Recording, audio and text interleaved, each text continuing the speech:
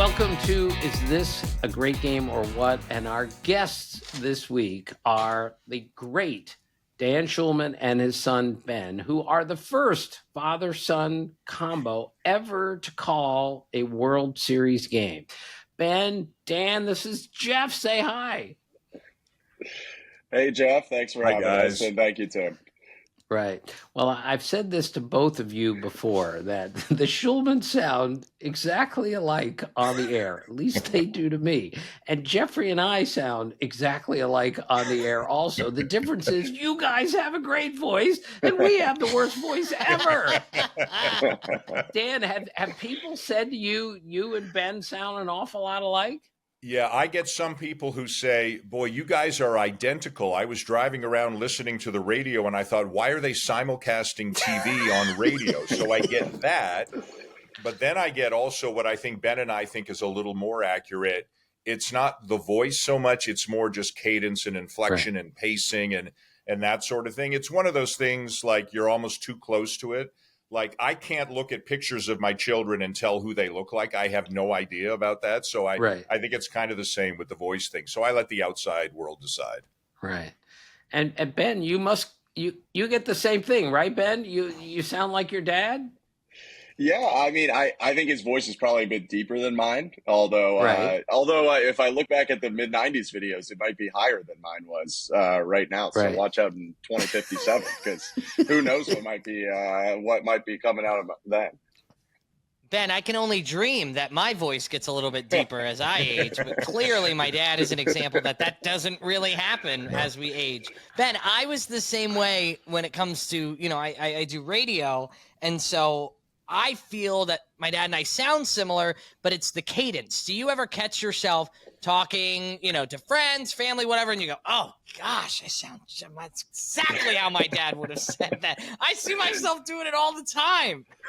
Yeah, I mean, probably on a broadcast once or twice it's happened where, you, especially at my stage of my career, you build so much off your influences, because I'm still, I think, developing and figuring out my style at this point. And, and obviously he is one of, if not the largest influence on it. So I probably find myself every once in a while making a call and thinking, that kind of sounds like a call that I've heard before, or that he's made before.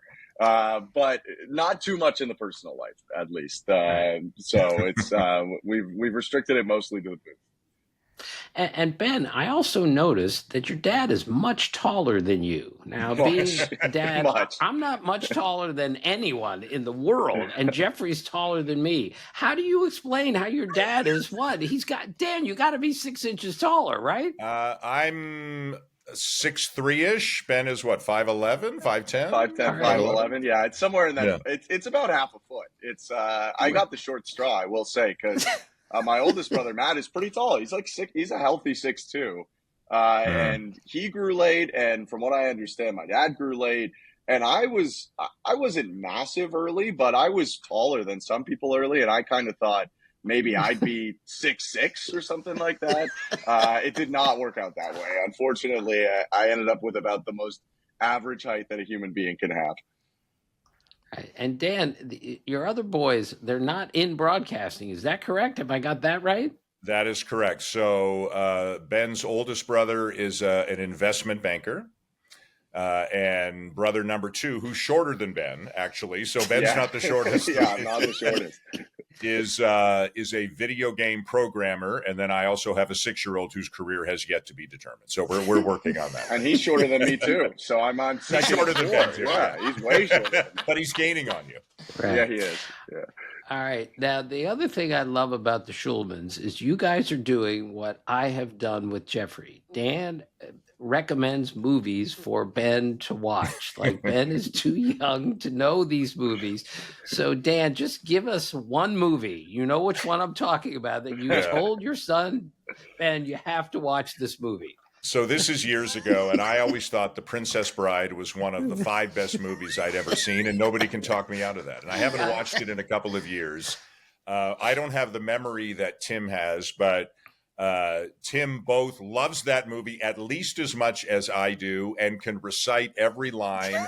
And you, if you haven't told your great Billy Crystal story, you're going to have to tell it. And I'm sure you've subjected Jeff to this on many occasions. But when Tim and I used to see each other more, like we might just walk by each other on the field and one of us might say, there's a big difference between mostly dead and all dead. And then we would both laugh and just walk away because this is what we do. And it's funny to us and we don't really care if it's funny to anybody else. So I think it was one of the movies that I recommended that Ben watch, but I don't know if it resonated with him. And Ben, I heard from Tim that he dropped a line on you a few days ago from the movie and got a very lukewarm response about the whole thing. So I've seen it, but once. So not enough. I watched it probably in March or April, early in the season. And I've seen it, but I'm not at a level yet where I have the script on recall at this point. But Right. it's kind of right He's up never his been alley. to I the mean, cliffs of insanity, Tim, I can tell you that.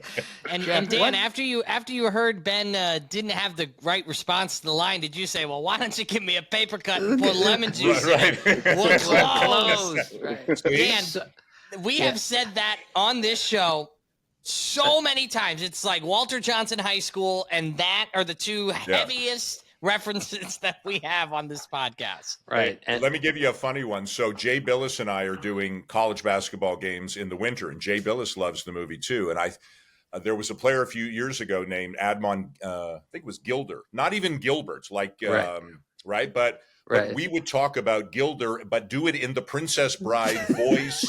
And I think we actually said Cliffs of Insanity once on the air. And only two people in the world knew what the joke was because you weren't watching the game, Tim. But, you know, you get to a certain age and it doesn't matter if it's funny to anybody else as long as it's funny to you. Right.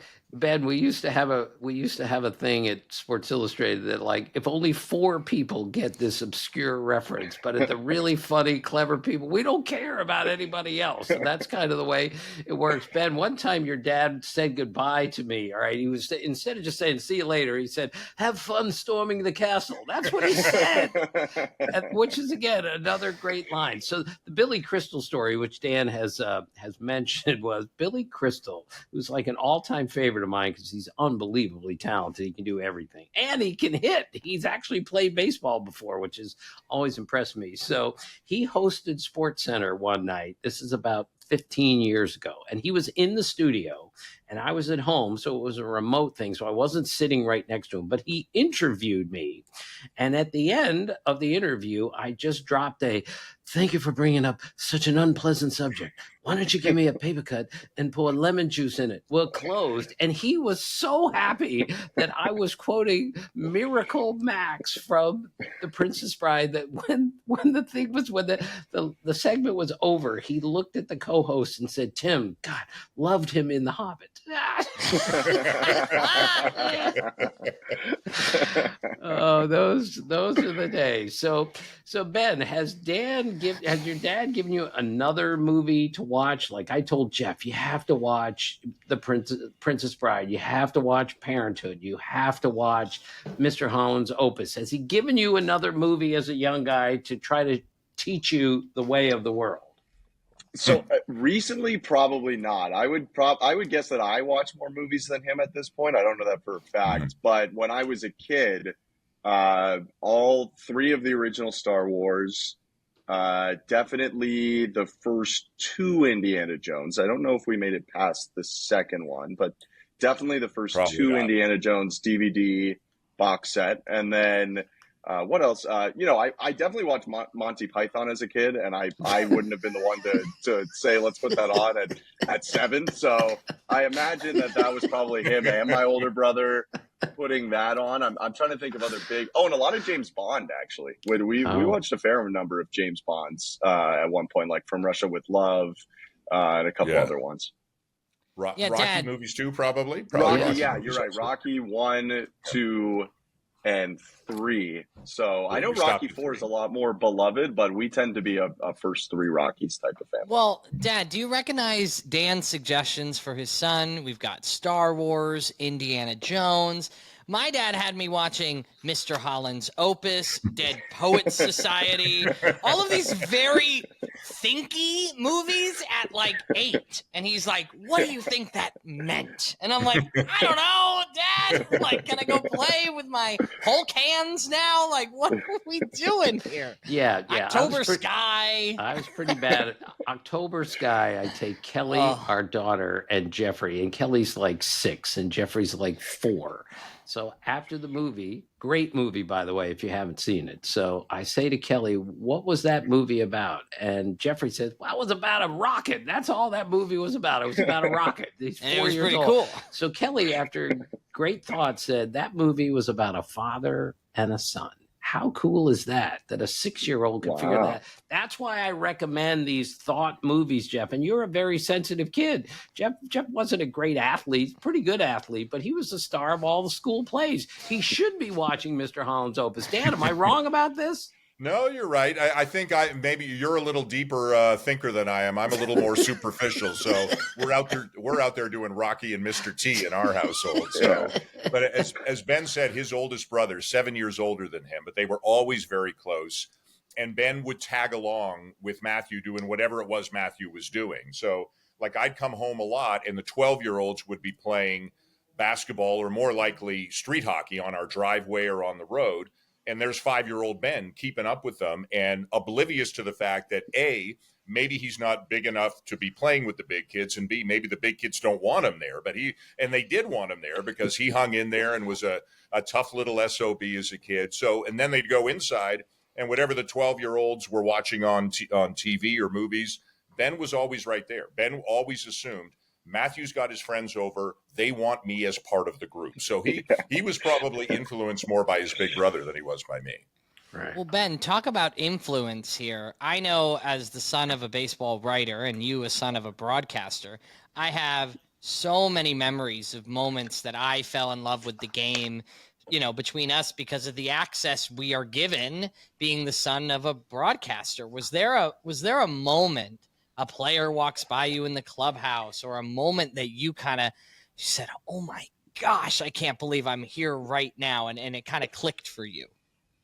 Yeah, I mean, it's interesting. There were probably a couple, and this was always something I was interested in doing, but we did have, when I was, I might have been 11, I want to say, when we were in Cleveland, and we were doing a baseball tournament. Our baseball team, our travel team would often do one tournament across the border in the U.S. and kind of see how we stack up, and sometimes with okay results, honestly.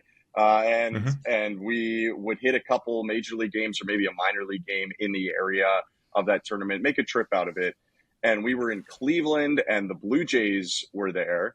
And Travis Hafner hit a walk-off grand slam, unfortunately, because the Blue Jays had a really bad 8-9 that year. But I won't name names because they're nice guys. But they blew a lead, and it was unfortunate. But before the game, we got access to go down on the field, the whole team. And I think we're all in our Thornhill Reds jerseys. Our logo was a cardinal, but our team's name was the Reds. They've never fully explained that one. Very confusing. And they've leaned into it more even after I stopped playing there. But Jose Bautista was on that team. We got to meet him.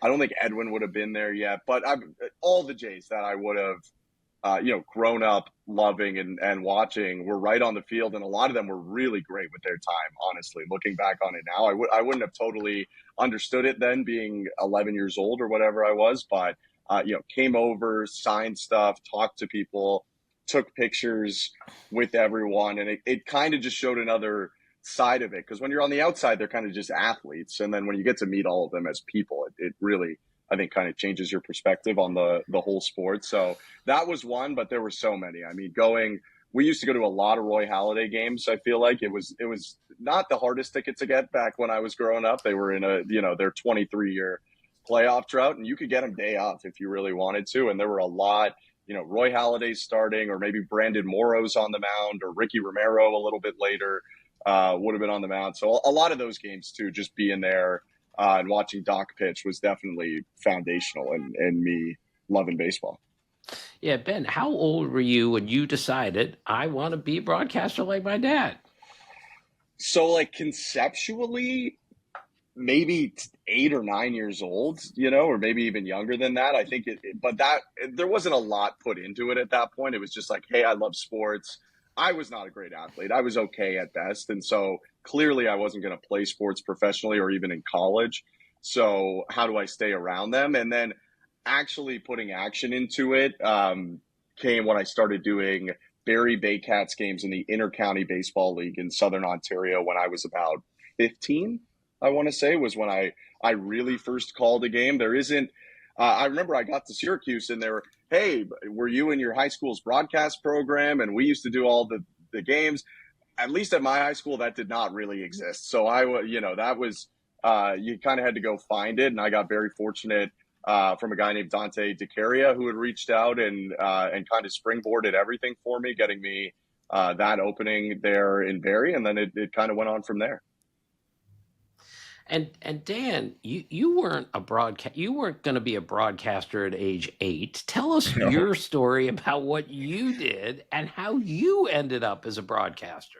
Yeah, I was an actuary, which is someone who works on insurance and pensions, and it's very mathematical and all that kind of stuff. As Ben will tell you, like if you dig down to the core of me, I'm just a math guy. And so this is back in the ancient times before the internet when, Tim and I were just trying to find our way in the world. And I don't know how anybody got anything accomplished before the internet, but it was way back then. And I just wandered by a door at my university, at Western University in London, Ontario, and it said Radio Western, and knocked on the door and asked a few questions, and a week later I was doing a football game. Like, this is not like going to Syracuse or Arizona State or Missouri or anything like that.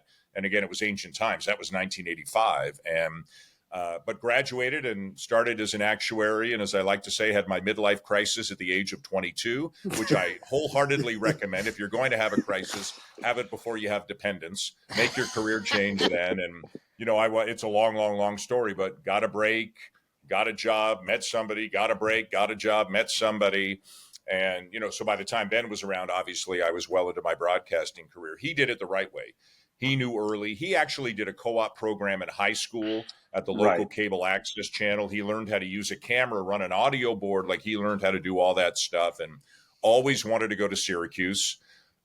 Always wanted to go to Newhouse. He knew the history and all the people who came out of there. By the time he was probably 13, like, he was really seriously thinking about this, not just in conceptual terms. So I applaud him for knowing what he wanted and going after it from a very young age. Yeah, when I arrived, so I'm class of 2015 at Syracuse University, Ben. So we missed each other by a couple years.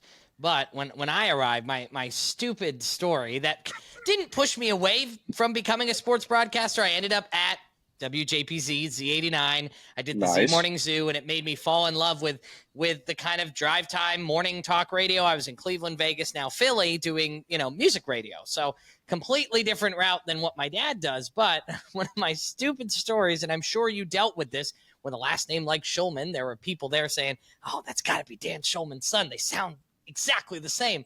I was in my first Com 107 class, and Dad, I don't even think I told you this story. They're going through roll call, this, that, and the other, this, and then the poor teacher completely butchers my last name, Jeff Kirkjian, and somebody in the back of the class goes, it's Kirkjian, and it wasn't me.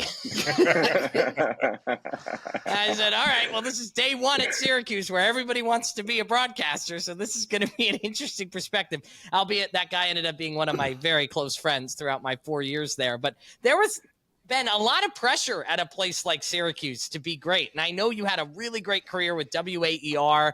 When you did your first call of a game on those big stations where these students are actual broadcasters, was your dad listening? Did you send him the link, or were you like, oh, let me get a couple under my belt here? It's a good question, actually. Were you listening to Syracuse Liberty football? Backup quarterback. If I wasn't doing a game, I always tried to listen. Ben was excellent at sending me links, and it's just like so I coached Ben in baseball too, and you're always more nervous as a parent watching your child do something than if you're doing it yourself. I would much rather make a horrific career-ending mistake myself than have Ben make any kind of a mistake. And he was only 18 then, as you said, Jeff. Like, he was just at the very beginning then. But yeah, I think I listened to a lot of your stuff. And then one of the really fun things, I think it happened twice, was him doing a Syracuse basketball game for WAER and me doing it for ESPN. And just the two of us happening to be on the same game. That, from a dad point of view, that was really fun. Did you guys share notes and prep? His prep's way better than mine. Maybe I would have, like end of the Syracuse bench, I probably would have had something. But I think we did it 3 times. I think there was Syracuse Drexel. Definitely. Congrats to Syracuse for getting that game on ESPN, and then Syracuse Duke in North Carolina. Yes. I believe we were both there, and then the ACC tournament where we were a little more separated. But I believe in Brooklyn, you would have been on the ACC tournament. A Syracuse player might have punched a person and got suspended. We don't, It was an interesting ACC tournament, but it was a good time. Those were cool for sure when we got to be in the same arena and do the game like a row or two or a couple tables down. Right. Dan, do you ever call Ben and tell him that was a great call on the home run, or that was a great call on the dunk, or whatever it was? Do you ever call him and advise him on things by telling him, hey, that was really good? Yeah, we do that a little bit. So I'm broadcasting Jays games while he is. But you can find highlight clips online fairly easily afterwards. And not every day. I don't listen every day. I probably listen 2-3 times a week during the regular season when they're playing 6-7 games a week. And don't always reach out. He'll tell you this. Like, we have talks about broadcasting, obviously, but it's not like every night it's like, hey man, in the 5th inning, what were you thinking there? Like that doesn't happen. If I hear something, but it's honestly a handful of times per season where I might say, talk me through that or something. But I think he's absolutely nailed calls this October. The Blue Jays have had a lot of big moments, and I think he's crushing me. He's got a gear I can't get to anymore. To use another movie line, Ben can turn it up to 11 pretty good. I can't get to 11 anymore. So, we'll talk a lot. Once in a blue moon, he'll say, "Did you hear this call?" or whatever. But everything is out there. More often than not, it's before the games where it's, hey, did you see the Scherzer thing from the other day, or the Yamamoto? Did you know this number? Like, we're trading texts during the day more as prep leading into games, and we text during the game. I bet you there's not a single game this year where we haven't texted at least once during a game, just from booth to booth, talking about something going on with the game, and that's so fun. We are literally doing the same thing, just one on TV and one on radio. So. I probably lean on him more than he leans on me, again, because he's younger and smarter than I am, so his prep is better. He knows websites and resources that I can't quite figure out, and he's sending me stuff, and so it's probably me getting more out of the relationship than he is at this point. Right. And Ben, if you don't know, the reference your dad made was to the movie Spinal Tap, which is one of the funniest movies. And one of the great pictures ever is when Spinal Tap was really struggling, and they went to play a gig, and it was Puppet Show and Spinal Tap. They were second fiddle to a puppet show. That movie was hilarious.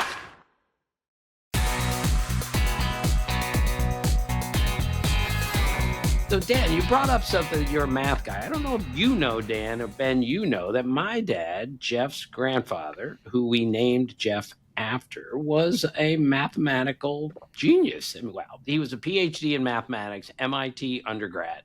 So my love of statistics came from my father, who was, by the way, a really good player and had a great feel for the game. But the mathematical part of the game always fascinated him. And we would sit around with the baseball encyclopedia, which, by the way, Ben, I used to travel with. It weighed 8 pounds, and I would keep it. It was this big. So we talk about the internet, how things have changed. I actually carry the baseball encyclopedia with me on the road. But Dan, your math background must help you as a broadcaster, that you can look at a set of numbers and understand what they mean. Yeah, and I think without me realizing it as a kid, it's part of what drew me to baseball. So the Blue Jays showed up when I was 10 years old. I was the biggest Toronto Maple Leafs fan who ever lived and still love the Leafs. But as soon as baseball showed up, I was drawn to it. And as a kid, and I know, Tim, you're going to relate to this so much. I have two sisters, neither a sports fan really, although my youngest sister is now really into the Jays. But I used to play Strat-O-Matic baseball by myself. And I there were 4 divisions then. I would create in March, when the cards were mailed to your house, 4 divisional all-star teams. And I played a full 162 game season where each team played 54 games against the other team. So that's a total of 324 games that I had to get in over a 6-month period. And at the end of every week, I would total the stats manually, and I would declare to myself alone, player of the week, pitcher of the week. Like, I'm clearly in the industry I'm supposed to be in, even if I didn't realize it back then. But yes, it does help me. I loved math, and it was always my best subject. And there are times where, like, if a player is 12 for 31 in the postseason and I've got his batting average written down on the card and he's gone 2 for 2 and he's now 14 for 33, like I can kind of do that level of stuff on the fly as games are going. I can't do it in August for season stats when he's got 450 at bats or anything like that. But yeah, the numbers part helps me, I think. And it also, when you see a graphic or read a story, it's like, well, that number, I get that number, but you're kind of twisting the story to make the number work, and it shouldn't be that way. And Ben's very strong with numbers too, so I think it helps him. And that's a part of baseball, and it's even more a part of baseball now, Tim, than when you and I were young, obviously, because of analytics. So I am grateful that I feel comfortable with numbers. Right, yeah, Ben, Dan, we played. Yeah, go ahead. I was going to ask. We played, Dad. You and I played Strat-O-Matic together, along with your brother and my cousin Michael. We created our own league. Embarrassingly, I made a card for Cal Ripken Jr. because he hadn't been inducted into the Hall of Fame yet, but we had the Hall of Fame edition. But it was not even mathematics based. So, in a 40-game season, I think he hit 44 homers or something. It was not accurate at all to what he should have been doing. That's how we played together, Dad. Ben, did you ever have a chance to play Strat-O-Matic at all? I don't know if I did. I don't think so. Yeah, I mean, they came out with these things called the PlayStation and the Xbox, and they just kind of, they just changed everything. They took over, and you could, load up MLB The Show and sim the full 162. And I don't think that you've ever played MLB The Show. I would assume no. No. Our video game, the video game we played together with all 3 of the older boys was Super Mario. That's what we played all the time. But I by the time Ben was Ben, firstly, he's the 3rd child, so it was lucky we knew where he was half the time, right? You're just trying to account for everybody. And I was traveling like crazy, so we never got to share in that father and son. I made my dad play with me a little bit.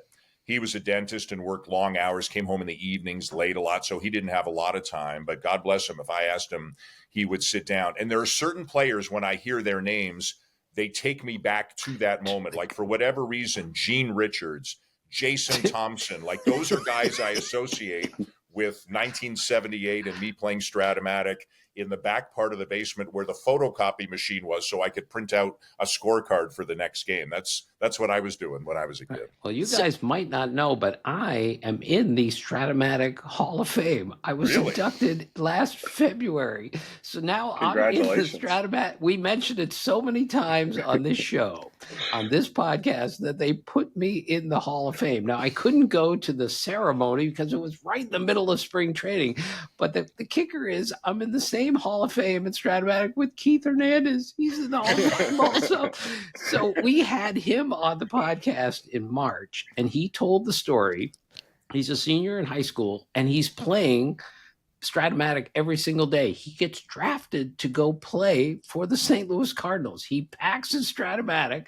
He puts it in his suitcase. He arrives in St. Petersburg. He opens up his suitcase, and his father has taken the Strat-O-Matic out of his suitcase. Oh, no. He called it home and said, "Dad, what did you do?" And he goes, "Son, you're a professional baseball player now. You can't play Strat-O-Matic." And he said, "But Dad, I'm halfway through the 1970 season." He was crushed that his dad had taken Strat-O-Matic away from him. So Ben, for me growing up with video games as well, like I'm a little bit older. So like 2004 MVP baseball was like the absolute GOAT for me. You mentioned MLB The Show.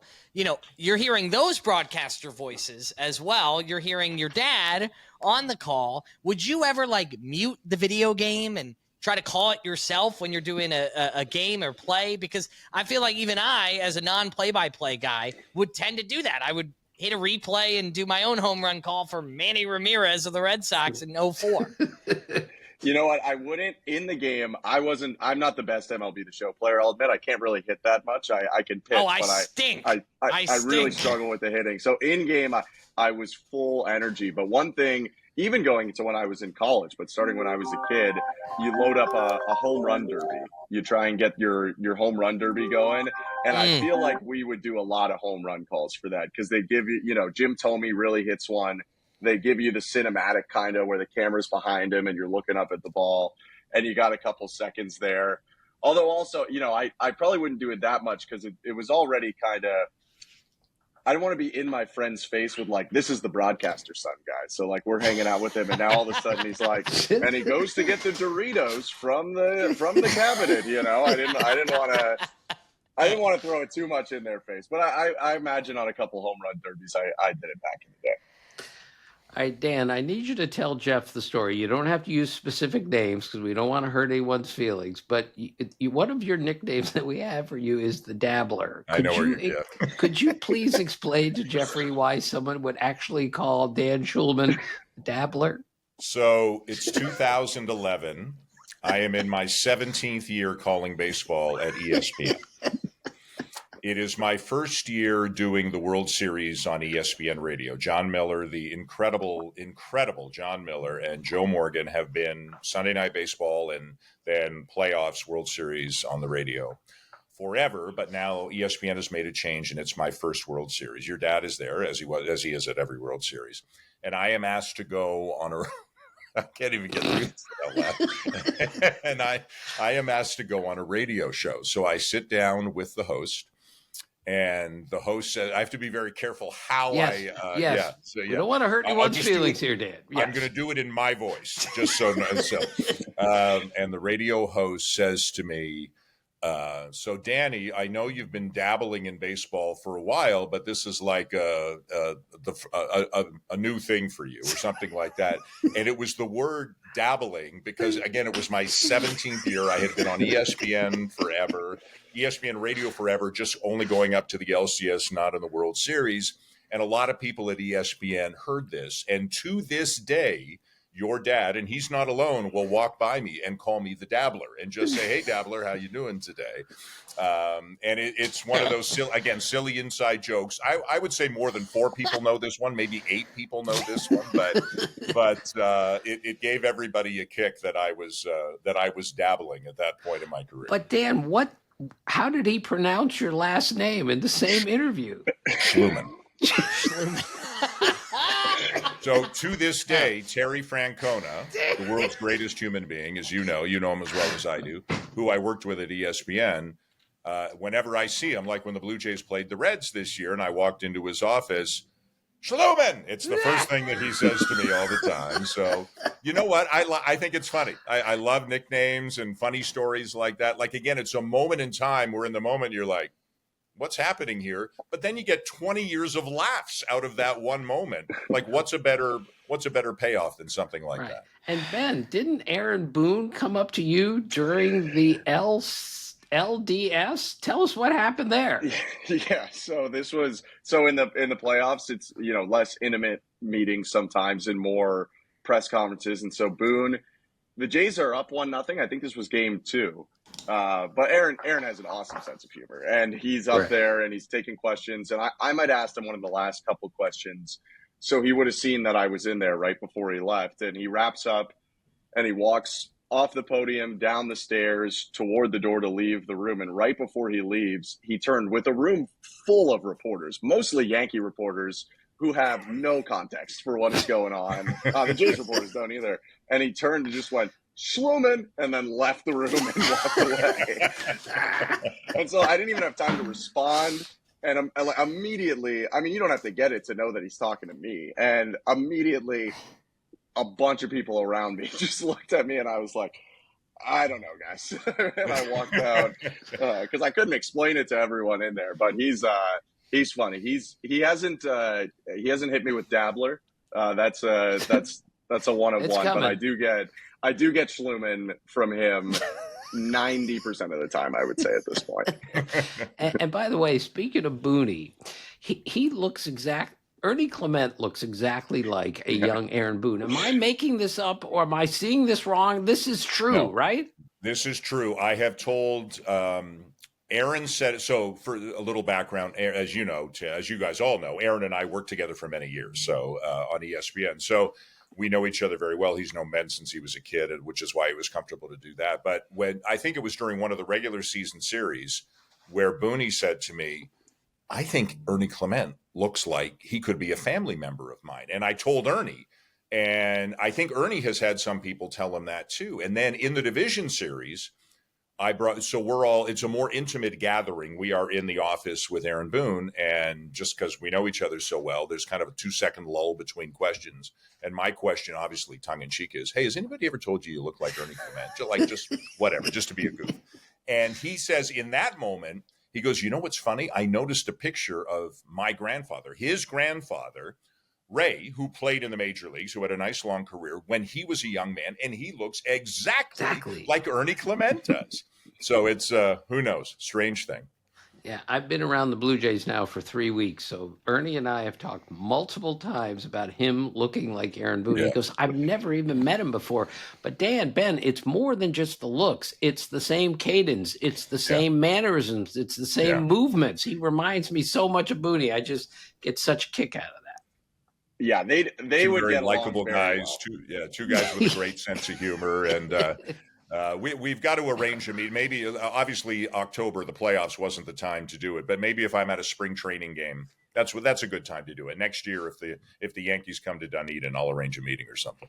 All right. So you guys are the first father-son ever to do a World Series game. Has the Hall of Fame, don't be modest here, has the Hall of Fame approached you yet about some sort of, this is a record. Golden no one's ever done microphone. it. Has it happened yet? No, I haven't had. Not I for haven't me. Heard, no. Well, as you saw, Addison Barger, who, by the way, is hilariously funny also, he slept on Davis Schneider's couch the other day and then hit the first pitching grand slam in the history of the World Series. And they took his spikes after the game. So I was just wondering, if Dan, if you were to donate something to the Hall of Fame, if they said, hey, you and Ben are the first father-son, what would you send? Would you send a scorecard? Would you send something unique to you? Yeah, I guess scorecard would be the thing, although it's another area where Ben crushes me. You can read his. Mine are illegible. But I guess it would be scorecard or headset. I mean, we don't have cool stuff like cleats and batting gloves and bats and helmets and all that. But I'd never considered anything like that until you brought it up. But yeah, that would be fun. Ben, what about you? Is there anything that you would send along?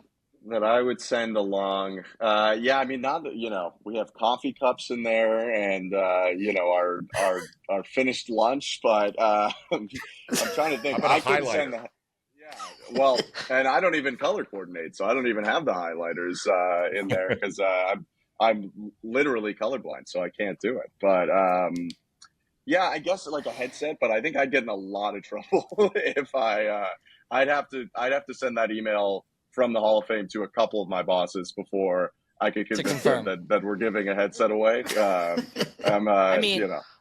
They did give up those cleats. I think it'd be even funnier if we just had 2 pairs of shoes. Here are the shoes. That would be funny. Here are the shoes they wore. Right. The Probably Schulman would be shoes. the most popular item in Cooperstown, I'm guessing. Right. We both wear glasses. I guess, we could send them our glasses in theory, There But you I go. don't know. Dan, before I forget, tell us about when you played basketball overseas that one year. Tell that story, because I don't think Jeffrey that's knows something this. called the Maccabee Games, which is in Israel, and it's kind of a worldwide athletic competition for Jewish people, and I played for the Canadian Masters team.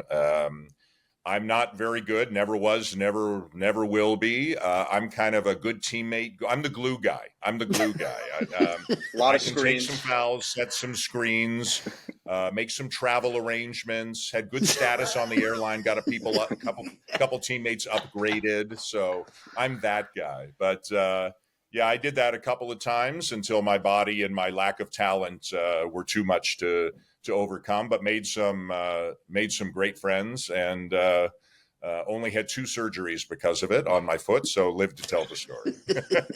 Man, have you ever played hoops with your dad? Yeah, he is definitely better than me. I'm not a very good basketball player. I played hockey and baseball mostly growing up, so he's obviously a lot bigger than me. But also is a better shooter than me. So I kind of have there's no avenue for me. There's no like advantage. we haven't gone out much recently to do it, but there wasn't really that moment, that kind of cookie cutter moment where it's like you beat your older brother or you beat your dad for the first time on the driveway. I'm still kind of waiting right now for that one. I could beat my older brother, actually. He's not Matt is not very good at basketball either, despite being a lot taller than me, but I think to this day, I would still have a pretty tough time beating him in a game of 1-on-1 to 5. He was like you said, he was a hockey baseball player. He was a tough, hard-nosed defenseman in hockey, and he was a good glove first baseman in baseball. And he was very coachable. I was his baseball coach, extremely coachable. Right. Yeah, if it makes you feel any better, Ben, I was a halfway decent basketball player. Not quite a high school player, but a pretty solid pickup guy. And I never, still to this date, have never beaten my dad 1-on-1. Then he goes and gets a hip replacement. Now it just doesn't feel right if I were to try to take him. I think I could beat him today, size and strength on him, but it just doesn't feel right at this point. Do you just agree, keep Dad? going left, and Yeah, 68 years old, 5'4.5", 140 pounds, artificial hip, not a good combination. It's my of time to beat 32-year-old Jeff Kirchen in a game of 1-on-1. So we're not going to do that. All right, we have taken way too much of your guys' time. This has been so much fun that for a father and son who do a podcast to interview another father and son. And Jeff, what were you saying? What's the difference between the Schulmans doing games together and you and I doing the podcast together? Let's finish with this. Well, yeah, on yesterday's episode, we were teasing that you two were going to be a part of the show, how excited we were. And I had said, Dad, this is so perfect. Father, son.